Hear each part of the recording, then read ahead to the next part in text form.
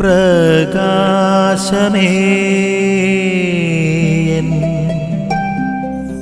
മിഴി തുറക്കുക വേഗം.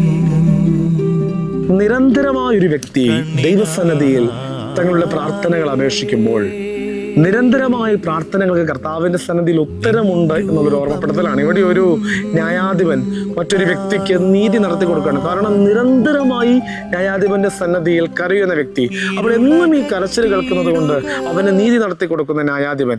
എന്നിട്ട് ഇവിടെ വചനം പറയുകയാണ്, അങ്ങനെയാണെങ്കിൽ രാവും പകലും തന്നെ വിളിച്ചപേക്ഷിക്കുന്നവർക്ക് ദൈവമായ കർത്താവായ ഈശോ മിശിഹ എത്ര കണ്ട് നീതി അവർക്ക് നടത്തി കൊടുക്കുകയില്ല എന്നുള്ളൊരു ഓർമ്മപ്പെടുത്തലാണ് വചനം നൽകുക.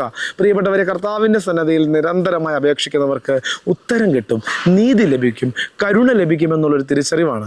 അതായത് അതുകൊണ്ട് ദൈവത്തിൻ്റെ സന്നിധിയിൽ നിന്ന്, കർത്താവിൻ്റെ സന്നിധിയിൽ നിന്ന് ഒത്തിരി തവണ നീതിയും കരുണയും ഉത്തരവും ലഭിച്ചവരാണ് നമ്മൾ. ഈ നീതി, ഈ കരുണ മറ്റുള്ളവർക്ക് കൂടി പകർന്നു കൊടുക്കുവാൻ, മറ്റുള്ളവരോട് കരുണാപൂർവ്വം പെരുമാറുവാൻ, മറ്റുള്ളവർക്ക് നീതി നടത്തി കൊടുക്കുവാൻ, മറ്റുള്ളവരോട് സ്നേഹത്തോടെയും ഔദാര്യത്തോടു കൂടി പെരുമാറുവാനുള്ള കൃപ കൂടി നമുക്ക് ലഭിക്കണം. കരുണയും നീതിയും സ്വീകരിക്കുന്നവർ മാത്രമല്ല, കരുണയും നീതിയും പങ്കുവെക്കുന്നവർ കൂടിയായി തീരുവാനുള്ള കൃപയ്ക്ക് വേണ്ടി നമുക്ക് ആത്മാർത്ഥമായി പ്രാർത്ഥിക്കാം. ആമേൻ. നിൻ വഴിയേ നടക്ക